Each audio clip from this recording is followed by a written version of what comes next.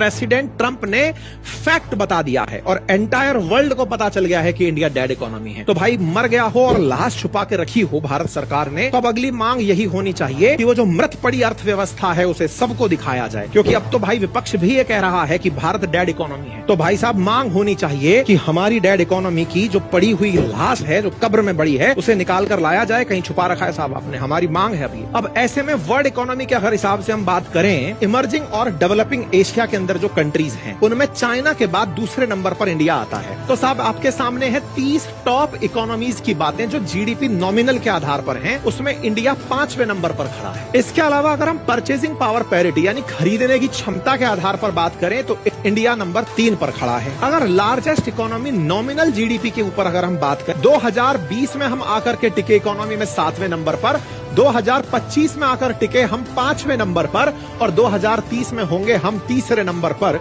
यदि इसे भी डेड होना कहते हैं तो कहेंगे कि मुर्दे उठ खड़े हुए हैं। अब और इंटरेस्टिंग बात यह है कि एक तरफ तो ट्रंप डेड इकोनॉमी करार दिए और उधर आईएमएफ ने अनाउंसमेंट कर दिया कि भारत की जीडीपी 6.4% के हिसाब से 2025-26 में ग्रो करेगी। मतलब दुनिया के जितने भी देश हैं, चाहे चाइना हो, फिर अमेरिका हो, चाहे कनाडा हो, इन सब देशों से ऊपर तेज गति से ग्रो करती हुई इकोनॉमी अगर दिखेगी तो वो भारत की होगी। मतलब प्रोजेक्शन तो यह है कि इंडिया की इकोनॉमी 6.5% की दर से दुनिया में सबसे तेजी से बढ़ेगी। आंकड़े भी हैं, 29 जुलाई का आंकड़ा है कि इंडिया ने चाइना से ज्यादा फोन एक्सपोर्ट कर दिए इस साल। तो भाई साहब अमेरिका को हमने ज्यादा फोन बेच दिए। शायद डेड इकोनॉमी का प्रमाण होता हो।